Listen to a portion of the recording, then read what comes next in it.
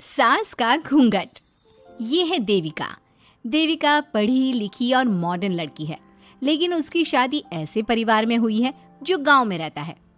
भले ही ये 21वीं सदी है, लेकिन देविका के ससुराल वालों की सोच वो तो 18वीं सदी से आगे बढ़ी ही नहीं। आइए जानते हैं क्या होगा जब शहर की पढ़ी लिखी और मॉडर्न लड़की फंस जाएगी संकीर्ण मानसिकता वाले माहौल में। सागर, ये तुम्हारे गांव में सबने इतने लंबे लंबे घूंघट क्यों कर रखे हैं? और ये सब मुझे इतना घूर घूर कर क्यों देख रहे हैं? अरे यार, तुम भी घूंघट कर लो ना, इसीलिए तो देख रहे हैं सब तुम्हें। कम ऑन सागर, मैं घूंघट नहीं कर सकती। तुम्हें पता है ना मैं कौन हूँ।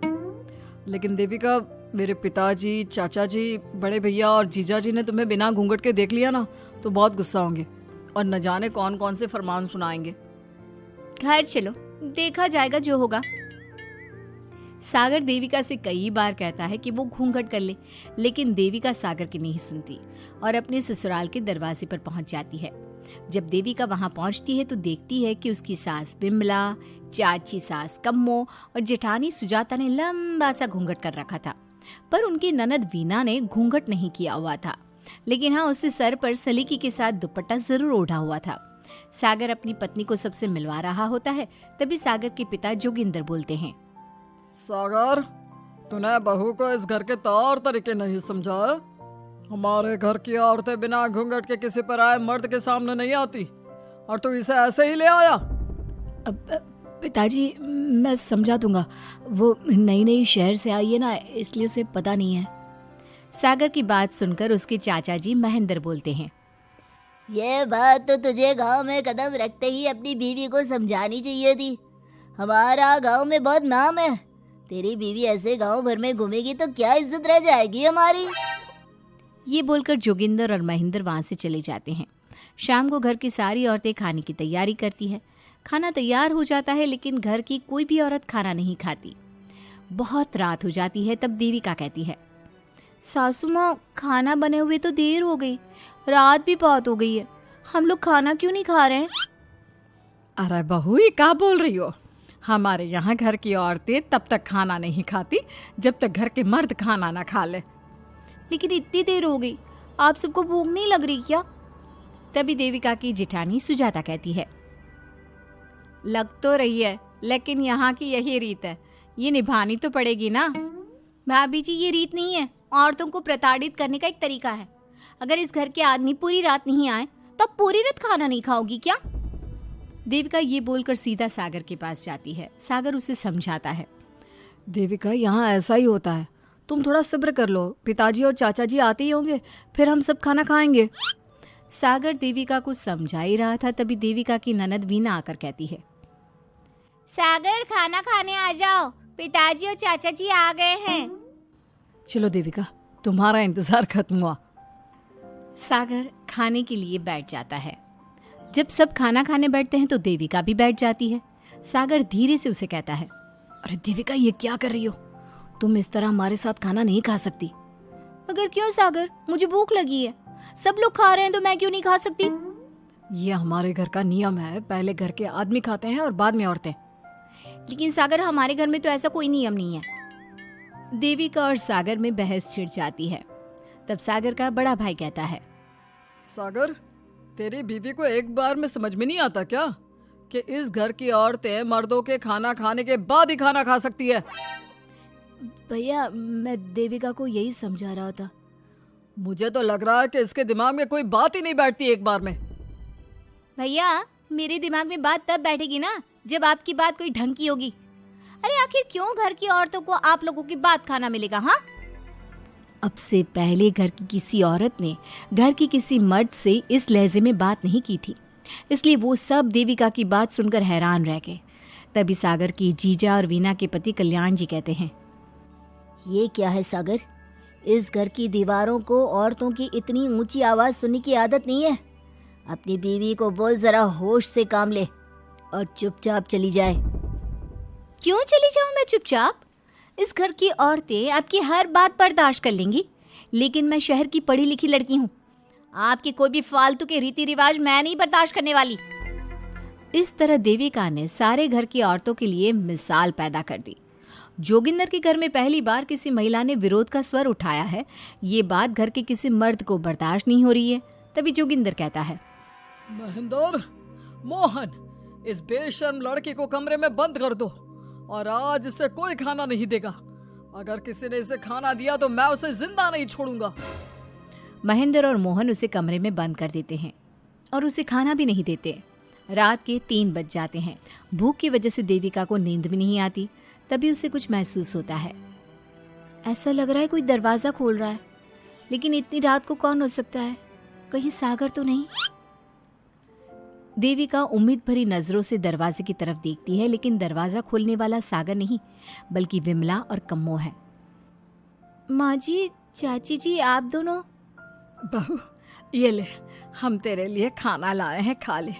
और ये बात ना तो किसी को बताना मत कि हमने तुझे खाना दिया है, नहीं तो हमारे मर्द मार मार कर हमारा बुरा हाल कर देंगे। माँ जी, आप यहाँ इतना घुट घुट कर क्यों रहती हो? देविका, अब तू भी इस घर की बहू है, तू भी हमारी तरह रहना सीख ले। इस घर के कायदे कानून अपना ले। इस घर के मर्द तो कभी बदलने वाले हैं नहीं बहू, तो तू ही बदल ले अपने आप को। माँ जी, बदलाव अच्छे के लिए हो तो हमें बदलना चाहिए। बेकार और बेतुकी बातों का तो विरोध करना चाहिए। दोनों ने देविका को समझाने की कोशिश की, लेकिन देविका ने उल्टा उन्हें ही समझा दिया। इसी तरह एक दिन देविका किसी बात पर जोर जोर से हंस रही थी। तभी देविका की सास विमला ने उसे टोकते हुए कहा, अरे बहू, तू इतनी जोर जोर से क्यों हंस रही है? हमारे घर की औरत इतनी जोर जोर से नहीं हंसती। विमला अपनी बहू को समझा रही थी कि तभी महेंद्र बोलता है, अरे कम्मो, कौन है ये औरत जो बेशर्मों की तरह जोर जोर से हंस रही है? तभी कम्मो और देविका बाहर आ जाती हैं। जी वो मैं हंस रही थी चाचा जी, अब आप लोग हंसने पर भी पाबंदी लगाओगे क्या? तुम जैसी बदतमीज लड़कियों से मैं बात नहीं करना चाहता, लेकिन कान खोलकर सुन लो, इस घर की औरतें इतना जोर जोर से नहीं हंसती। और हाँ, तुम्हें पहले ही बता चुके हैं कि इस घर की दीवारों को औरतों की तेज आवाज सुनने की आदत नहीं है। इस घर की दीवारों को आदमियों की ऊंची आवाज सुनने की आदत है, लेकिन औरतों की नहीं। चाचा जी, आपके घर की दीवारें तो बहुत दोगली है। हर पाबंदी औरतों के लिए क्यों चाचा जी? औरतें ये नहीं कर सकती, औरतें वो नहीं कर सकती। औरतें सांस ले सकती है या उस पर भी पाबंदी है? चुप हो जाना बहू, मत बोल और घूंघट कर ले, ये तेरे चाचा ससुर है, थोड़ा तो लिहाज कर। कम्मो के समझाने पर भी देविका चुप नहीं होती। वो महेंद्र से ऐसे ऐसे सवाल पूछती है जिनका जवाब उसके पास होता ही नहीं। महेंद्र गुस्से से सागर को आवाज देता है। महेंद्र की आवाज सुनकर घर के सभी आदमी बाहर आ जाते हैं। जी चाचा जी, आपने बुलाया? अपनी मुंह जोर बीवी को यहाँ से ले जाने तो कुछ अनर्थ हो जाएगा। क्या हुआ चाचा जी? तेरी बीवी जिस तरह से मुझसे बात कर रही है, छोटे बड़े की तमीज नहीं है इसे। कम से कम 7 दिन तक ये कमरे से बाहर नहीं निकलनी चाहिए। अगर इसे मैंने कमरे से बाहर देख लिया तो किसी की खैर नहीं, समझे? पर मैंने कुछ गलत नहीं बोला। सागर, जो सच है मैंने वही कहा है। देविका, चलो मेरे साथ। लेकिन सागर, मेरी बात तो सुनो। सागर देविका को वहां से ले जाता है। इसी तरह से कई दिन बीत गए। अब देविका अपने ससुराल में हर गलत बात का विरोध करने लगी, लेकिन जितना ज्यादा वो विरोध करती, उसके ससुराल वाले उस पर उतना ही ज्यादा अत्याचार करते। अब देखना यह है कि देविका अपने ससुराल वालों के अत्याचार को यूं ही सहती रहेगी। क्या उसके ससुराल में घूंघट में औरतों का दम इसी तरह घुटता रहेगा? अगर आप इन सवालों के जवाब जानना चाहते हैं ना, तो हमें कमेंट करके ज़रूर बताइएगा। और हमारी स्टोरी को लाइक, शेयर और चैनल को सब्सक्राइब करना ना भूलें।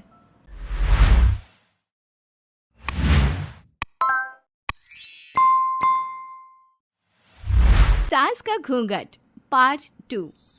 पिछले अंक में हमने देखा कि देविका अपने ससुराल में हर गलत बात का विरोध करती, तो उसकी वजह से देविका पर उसके ससुराल वाले बहुत अत्याचार करने लगे। एक दिन देविका ने सचिन से कहा, सचिन, मैं तुम्हारे घर में नहीं रह सकती। तुम मुझे आज ही मेरे घर शहर भेज दो। मैं अपने मम्मी पापा के पास रहूंगी। क्यों देविका, तुम शहर क्यों जाना चाहती हो? यहाँ तुम्हें किस बात की परेशानी है? किस बात की परेशानी नहीं है सचिन? तुम्हारे घर के आदमी औरतों के साथ जानवरों जैसा व्यवहार करते हैं। मैं ऐसे माहौल में नहीं रह सकती। देखो देविका, तुम्हें यहीं रहना होगा। तुम्हारी शादी मुझसे हो गई है, अब मैं तुम्हारा पति हूँ और यही तुम्हारा घर है। अच्छा, तो तुम्हें याद है कि मैं तुम्हारी पत्नी हूँ? जब तुम्हारे पिताजी और चाचा जी मुझे एक एक हफ्ते के लिए कमरे में बंद कर देते हैं, तब तुम्हें क्यों याद नहीं आता कि जो औरत कमरे में बंद है वो तुम्हारी पत्नी है? जब तुम्हारे जीजाजी और भाई मुझसे बदतमीजी से बात करते हैं, मुझे खाने के लिए कुछ नहीं देते, तब भी तुम्हें याद नहीं आता कि मैं तुम्हारी पत्नी हूँ? देखो देविका, तुम बेकार की बातें मत करो। तुम यहाँ ढंग से रहोगी, सबकी बात मानोगी, तो कोई तुम्हें कुछ नहीं कहेगा। इस तरह जानवर की तरह रहना, ढंग से रहना है तो सॉरी सचिन, मैं नहीं रह सकती। मैं आज ही अपने घर जाऊंगी। ये बोलकर देविका अपना सामान पैक कर लेती है और घर से जाने लगती है। सचिन भी उसके पीछे पीछे चलता है और उसे समझाने की कोशिश करता है। जब ये सब जोगिंदर ने देखा तो बोल पड़ा, बहू, यह सब क्या हो रहा है? कहाँ जा रही हो? सचिन, बताओ अपने पिताजी को कि कहाँ जा रही हूँ मैं। तुम्हें शर्म नहीं आती अपने पति का नाम लेते हुए? मैं अपने पति का नाम ले रही हूँ, इसमें आपको क्या परेशानी है? आपका नाम तो नहीं ले रही हूँ ना? देविका, ये किस तरह से बात कर रही हो तुम पिताजी से? जिस तरह से करनी चाहिए उस तरह से कर रही हूँ बात। इससे अच्छी तरह से मैं तुम्हारे घर के किसी भी आदमी से बात नहीं कर सकती। तीनों की बात सुनकर घर के बाकी लोग भी वहां आ जाते हैं। तभी जोगिंदर कहता है, हमारे घर की औरतें अपने मर्दों का नाम नहीं लेती। तुम्हारे शहर में होता होगा, लेकिन हमारे यहाँ पर ऐसा कुछ नहीं होता। बहू, सचिन तुम्हारा पति है, तुम उसका नाम मत लिया करो। तुम अपने पति का नाम लेने की जगह ए जी, ओ जी, सुनो जी कहा करो। पति ना परमेश्वर होता है। तो परमेश्वर का तो हम नाम लेते हैं। क्यों माँ जी, क्या आप अपने इष्ट देव का नाम नहीं लेती? माँ जी, ये सब इन पुरुषों के बनाए तौर तरीके हैं, औरतों को दबाने के लिए। ये बेशर्म लड़की ऐसा नहीं सुधरेगी। ये हमारे घर की औरतों को भड़का रही है। सचिन, तुम इसे चुप कराओगे या फिर मैं करूं? नहीं नहीं पिताजी, मैं अभी समझा देता हूँ। चलो देविका अंदर, और कितना तमाशा बनाओगी मेरा। सचिन, मैं अंदर नहीं बाहर जाऊंगी। अब मैं यहाँ नहीं रह सकती। देविका की बात सुनकर महेंद्र कहता है, भाई साहब, ये लड़की इस घर से और गांव से बाहर ना जानी चाहिए, नहीं तो हमारे घर और गांव की औरतें भी ऐसी ही हरकतें करेंगी। वो भी मर्दों के खिलाफ बगावत करेंगी।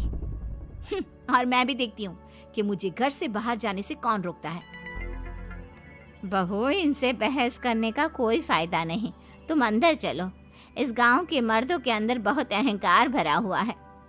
देविका किसी की बात नहीं सुनती और अपना सामान उठाकर घर से बाहर जाने लगती है। तभी वहां मोहन और कल्याण आते हैं। कल्याण देविका के हाथ में से उसका सूटकेस छीन लेता है और मोहन देविका को जोरदार थप्पड़ मारता है। देविका का सर दीवार में लगता है और वो बेहोश हो जाती है। देविका, देविका तुम ठीक तो हो? भैया, आपकी हिम्मत कैसे हुई मेरी पत्नी पर हाथ उठाने की? सचिन, तुम जल्दी से देविका भाभी को अंदर कमरे में ले जाओ। मैं अभी वैद्य जी को लेकर आती हूँ। वीना जल्दी से वैद्य जी को लेकर आती है। वैद्य जी थोड़ी देर तक देविका की जांच करते हैं और कहते हैं, मुबारक हो आप सबको, आपकी बहू माँ बनने वाली है। अभी तो मैं आपको दवाई दे देता हूँ, लेकिन आगे इनके इलाज के लिए आपको दाई अम्मा को बुलाना होगा। ये बात सुनकर घर के सभी लोग खुश होते हैं। देविका को जब होश आता है, उसे ये बात पता चलती है तो वो बहुत खुश होती है। वो सबसे कहती है, मैं अपने बच्चे को यहाँ नहीं रख सकती। क्यों बहू, क्या हुआ? अब तुम ये सब बातें मत सोचो, तुम्हें आराम करना चाहिए। नहीं माँ जी, आप नहीं समझ रही। अगर मेरा बेटा हुआ तो इस घर के मर्दों की तरह अहंकारी और औरतों पर जुल्म करने वाला बनेगा, और अगर मेरी बेटी हुई तो वो जानवरों की तरह जुल्म सहने वाली बनेगी, और दोनों ही अनपढ़ रहेंगी। देविका की बात सुनकर घर की सभी औरतों को पहली बार एहसास हुआ कि वो किस अंधकार वाले समाज में जी रही हैं। लेकिन फिर भी घर की सारी औरतें उसे ही समझाती हैं। बहू देखो, तुम्हारी बात सही है, लेकिन तुम इस हालत में सफर नहीं कर सकती। हाँ बहू, तुम यहीं रहो, अपना और अपने बच्चे का ख्याल रखो। देखो ना देविका भाभी, हमें बिल्कुल भी पढ़ना लिखना नहीं आता, अपना नाम भी नहीं लिख पाते, तो आप मुझे थोड़ा पढ़ा दीजिए ना। देविका, तुम्हारी बातें सुनकर पहली बार हमें एहसास हुआ है कि कैसे माहौल में हम जी रहे हैं। तुमने हमारे अंदर उम्मीद की नई रोशनी पैदा की है। यहाँ से मत जाओ तुम। देविका ने घर की औरतों की बात सुनी तो उसका दिल पसीज गया। उसने गांव में ही रहने का फैसला लिया। वो अपने घर की औरतों को रोज पढ़ाती, उन्हें अपने अधिकारों के बारे में, देश के बारे में बताती। इसी तरह कई दिन बीत गए और एक दिन सुजाता ने सचिन से कहा, सचिन, देविका की तबीयत ठीक नहीं, तुम जल्दी जाकर दाई अम्मा को बुला लाओ ना। भाभी, दाई अम्मा क्या कर लेंगी? आप किसी डॉक्टर को बुला लो, मेरी तबीयत ठीक नहीं है। देविका, गांव के लोग डॉक्टर पर भरोसा नहीं करते। दाई अम्मा बरसों से ये काम कर रही है, वो तुम्हें ठीक कर देगी। सचिन, तुम्हारे घर वाले अनपढ़ हैं, तुम तो पढ़े लिखे हो ना। देख नहीं रहे मेरी हालत क्या हो रही है। तभी तो बोल रहा हूँ, समय बर्बाद मत करो, मैं अभी आता हूँ। सचिन दाई अम्मा को बुलाकर ले आता है।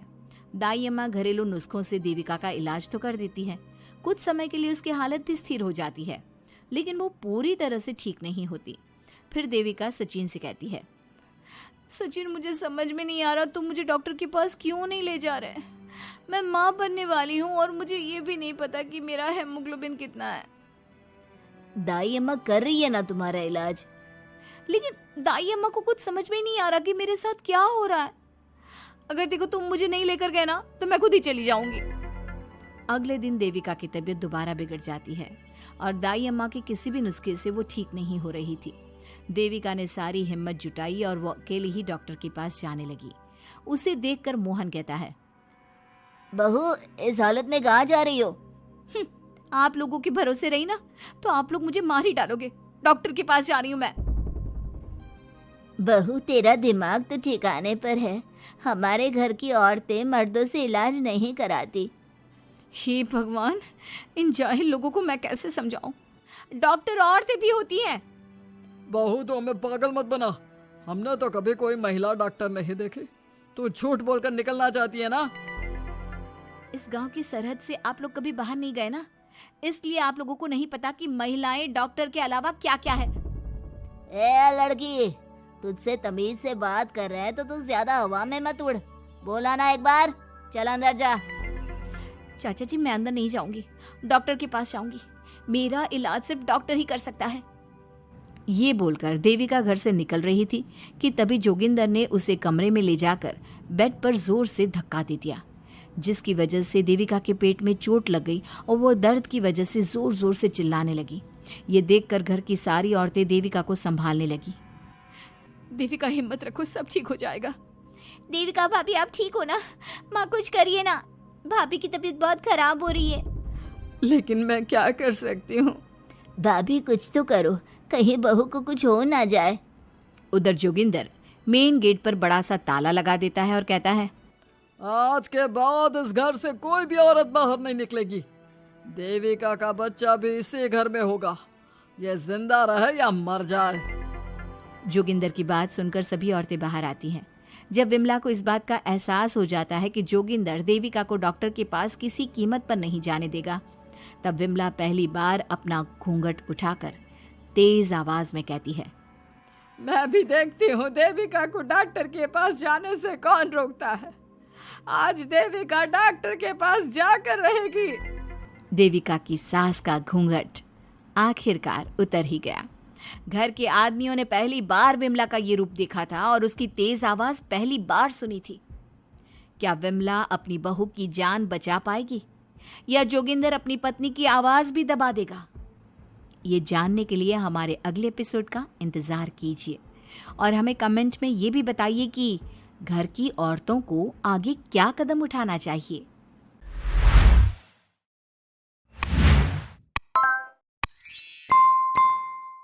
सास का घूंघट पार्ट 3। अब तक हमने देखा कि देविका की हालत बहुत नाजुक है, लेकिन घर के आदमी उसे डॉक्टर के पास नहीं जाने दे रहे और जोगिंदर ने घर के मेन गेट पर बहुत बड़ा ताला लगा दिया है। लेकिन देविका की सास विमला पहली बार घूंघट उठाकर समाज के बनाए नियम का उल्लंघन करती है और देविका की जान बचाने की कोशिश में जुट जाती है। मैं भी देखती हूँ मेरी बहू को डॉक्टर के पास जाने से कौन रोकता है। देखो सचिन के बापू, दरवाजे की चाबी दे दो मुझे। तुम्हारा दिमाग ठिकाने पर है? पहले सर पर पल्लू रखो और अंदर जाओ। आज तक मैंने आपका हर गलत फैसला सर झुकाकर स्वीकार कर लिया, लेकिन आज मैं आपकी एक बात नहीं सुनूंगी। मुझे मेरी बहू की किसी भी कीमत पर जान बचानी है। मुझे चाबी दे दीजिए। पिताजी, माँ ठीक बोल रही है, चाबी दे दीजिए ना, नहीं तो देविका नहीं बचेगी।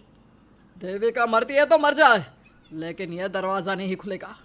तुम सारी औरतों को इस देविका नाम की बीमारी ने पागल कर दिया है, और इस बीमारी का अच्छी तरह से इलाज करना आता है मुझे। वीना बेटी, सुजाता बहू, जाओ अंदर से देविका को लेकर आओ। विमला ये बोलकर अपने पति के हाथ से चाबी छीन लेती है। तभी महेंद्र विमला का हाथ पकड़कर चाबी विमला से छीन लेता है। भाभी, घर के मर्दों से टक्कर लेकर आप अच्छा नहीं कर रही हो। ये इस घर के संस्कार नहीं है।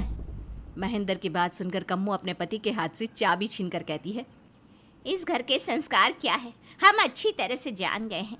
आज इस घर का दरवाज़ा खुलकर रहेगा और देविका डॉक्टर के पास जाकर रहेगी। भाभी, ये लो दरवाज़ा खोलो। विमला ताला खोल देती है। तभी वीना और सुजाता देविका को लेकर आ जाती हैं। घर की सारी औरतें देविका को लेकर घर से जा रही होती है कि तभी सुजाता का पति मोहन उससे कहता है, सुजाता, तुम देविका को लेकर इस घर से निकल तो रही हो, लेकिन याद रखना, अगर तुमने एक कदम भी बाहर निकाला तो वापस इस घर में मत आना। मैं देविका के साथ अस्पताल भी जाऊंगी और वापस इस घर में भी आऊंगी। देखती हूँ कौन रोकता है मुझे। देखता हूँ कैसे इस घर के अंदर कदम रखती हो और कौन तुम्हारी मदद करता है। कानून मेरी मदद करेगा और कारट के दरवाजे हर नागरिक के लिए खुले हैं। मोहन को अपनी पत्नी से इस तरह बात करता देख कल्याण वीना से कहता है, वीना, तुमने देविका का साथ देकर अच्छा नहीं किया। अगर तुम अभी भी इसके साथ गई तो अपना और मेरा रिश्ता खत्म समझना। मुझे कोई फर्क नहीं पड़ता। तुमने आज तक किया ही क्या है मेरे लिए। तुम खुद घर जमाई बनकर मेरे घर में रह रहे हो। कभी 100 रुपये की साड़ी दिलाई है मुझे। मेरे आने से पहले मेरा घर छोड़कर निकल जाना, समझे। ये बोलकर वीना और घर की सभी औरतें देविका को अपने साथ अस्पताल ले जाती है। वहाँ जाने के बाद डॉक्टर जल्दी से देविका का चेकअप करता है। चेकअप करने के बाद वो गुस्से से कहता है, ये क्या किया है तुमने? क्या हुआ डॉक्टर साहब? आपकी बहू की इतनी ज़्यादा हालत ख़राब है और उन्हें चोट भी लगी है, फिर भी आपने उन्हें हॉस्पिटल लाने में इतना लेट कर दिया। आपको 3 दिन पहले ही इन्हें हॉस्पिटल में एडमिट करवाना चाहिए था। हमसे गलती हो गई डॉक्टर साहब, लेकिन आप जल्दी कुछ करिए। हमारी बहू और उसके बच्चे को बचा लीजिए। देखिए, अभी कुछ भी कह पाना मुश्किल है।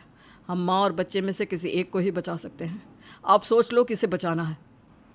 डॉक्टर साहब, आप देविका को बचाइए, उससे कुछ नहीं होना चाहिए।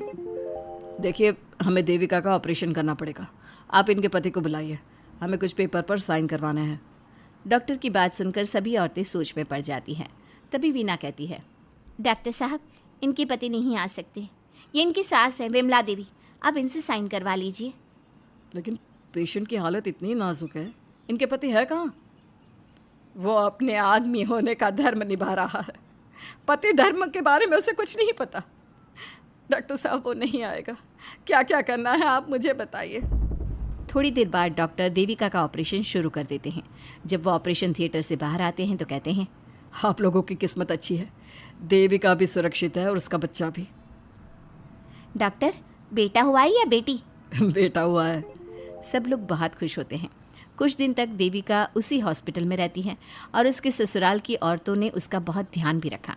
अब देविका कुछ हद तक ठीक हो गई। डॉक्टर ने देविका को घर जाने की इजाज़त दे दी, लेकिन सभी सोच में पड़ गए। हम भाभी को घर ले तो जाएं, लेकिन माँ, आपको घर का माहौल पता है ना। देविका भाभी अभी पूरी तरह से ठीक नहीं हुई। भाभी वहाँ आराम नहीं कर पाएंगी और पता नहीं घर के सारे आदमी हमारे साथ क्या करेंगे। माँ, क्या हम डॉक्टर से बात करके देविका को थोड़े दिन और यहाँ नहीं रख सकते? जब वो पूरी तरह से ठीक हो जाएगी तो उसे यहाँ से ले जाएंगे। ये बात सुनकर विमला सोच में पड़ जाती है। तभी कम्मो कहती है, तुम दोनों ठीक कह रही हो, मैं अभी डॉक्टर से बात कर लेती हूँ। कम्मो डॉक्टर से बात कर लेती है और देविका कुछ दिन में बिल्कुल ठीक हो जाती है। देविका अपने बच्चे को गोद में लिए बाकी औरतों के साथ अपने ससुराल जाती है, लेकिन घर के सभी आदमी उन्हें दरवाजे पर ही रोक देते हैं। खबरदार, तुम में से कोई भी औरत अगर घर के भीतर घुसी, अगर तुम घर में कदम रखोगी तो घर अपवित्र हो जाएगा। घर हमारे कदम रखने से अपवित्र नहीं होगा, बल्कि आपकी गंदी सोच की वजह से घर क्या, अरे पूरा समाज अपवित्र हो रहा है। सुजाता, मैंने मना किया था ना घर से बाहर जाने के लिए। अब एक काम कर, जैसे ही यहाँ आई है वैसे ही यहाँ से सीधा अपने मायके लौट जा। क्यों जी, क्यों चली जाऊँ मैं अपने मायके? मैं जब तक चाहूँ यहाँ रह सकती हूँ। अगर आपने मुझे इस घर में आने से रोका तो मैं आपकी पुलिस में शिकायत कर दूंगी। वीना, इन सब की तरह तुम्हारा भी दिमाग खराब हो गया है। अब मैं तुम्हें बिल्कुल बर्दाश्त नहीं करूँगा। तुम्हें ऐसी सज़ा दूंगा कि तुम याद रखोगी। सजा बाद में देना, पहले मेरे घर से बाहर निकलो। खुद पूरी जिंदगी में एक घर नहीं खरीद पाए और मुझे सबक सिखाने की बात बोल रहे हो। देखो वीना, तुम इस घर की बेटी ज़रूर हो, लेकिन कल्याण इस घर में ही रहेगा। उसने बहुत कुछ किया है इस घर के लिए, लेकिन तुम अब यहाँ नहीं रह सकती। क्यों नहीं रह सकती? इस घर पर मेरा उतना ही हक है जितना सचिन का। देश के कानून ने मुझे ये हक दिया है। अगर मैं चाहूँ तो कोर्ट का सहारा लेकर इस जायदाद का आधा हिस्सा ले सकती हूँ। और हाँ कल्याण, तुमसे तलाक भी ले सकती हूँ। वीना, देविका के साथ रह रहकर तुम्हारा दिमाग भी खराब हो गया है। और कम्मो, मैंने तुमसे कितना मना किया, घर से बाहर मत जाओ, देविका की मदद मत करो, लेकिन तुमने मेरी एक नहीं सुनी। अब तुम इस घर से और मेरी ज़िंदगी से चली जाओ। ये कदम उठाकर तुमने बिल्कुल अच्छा नहीं किया। ये कदम तो मुझे उस समय उठाना चाहिए था जब मैं माँ बनने वाली थी। आपके झूठे अहंकार और गलत नियमों की वजह से मैंने अपने 2 बच्चे खो दिए। अगर उस समय मैं दाई अम्मा से इलाज ना कराती और हॉस्पिटल चली जाती तो सचिन के बराबर मेरे भी 2 बेटे होते। सभी पति इस बात पर अड़े हुए थे कि वो अपनी अपनी पत्नियों को घर के अंदर नहीं आने देंगे। देविका बहुत देर तक सबकी बातें सुनती रही। फिर उसने अपने पति से कहा, सचिन, तुम्हारे घर के आदमियों की बात तो मैंने सुन ली। अब तुम बताओ, तुम्हारा क्या फैसला है? देविका, मुझे माफ़ कर दो, मैं तुम्हारे लिए कुछ नहीं कर सकता, मैं मजबूर हूँ। मुझे पता था सचिन, तुम्हारा यही जवाब होगा। मुझे अपने आप पर हैरानी है कि मैंने बिना रीढ़ की हड्डी वाले आदमी से प्यार ही क्यों किया, शादी क्यों की। अब मैं आप सबसे बस आखिरी बार पूछ रही हूँ, तुम हमें अंदर आने दे रहे हो या नहीं, या मैं पुलिस को फ़ोन करूँ? देविका, आज तक हमारे गांव में पुलिस ने कभी कदम नहीं रखा और तू हमारे घर के दरवाजे पर पुलिस को लेकर आएगी? तेरी हिम्मत कैसे हुई ये बात करने की? आज तक इन औरतों ने घर से बाहर कदम नहीं निकाला था और 2-4 दिन में तूने इन सबको इनके अधिकार भी याद करा दिए। अब तो तुम बिल्कुल इस घर में नहीं आ सकते। घर की औरतें घर के बाहर खड़ी थी और घर के आदमी घर के दरवाजे पर। उनकी लड़ाई देखकर पूरा गांव इकट्ठा हो गया। देविका को अस्पताल पहुंचाकर घर की औरतों ने काम तो अच्छा किया। इस काम से देविका और उसके बच्चे की जान भी बच गई, लेकिन इनकी जान बचाने की कीमत घर की औरतों को कैसे चुकानी होगी, इसके लिए आपको आने वाला एपिसोड देखना होगा। और हमारे प्यारे दर्शकों, हमें कमेंट करके ज़रूर बताइए कि देविका के साथ बाकी औरतों को क्या करना चाहिए। क्या उन्हें घर के अंदर जाने के लिए संघर्ष करना चाहिए या फिर वो घर छोड़कर चले जाना चाहिए?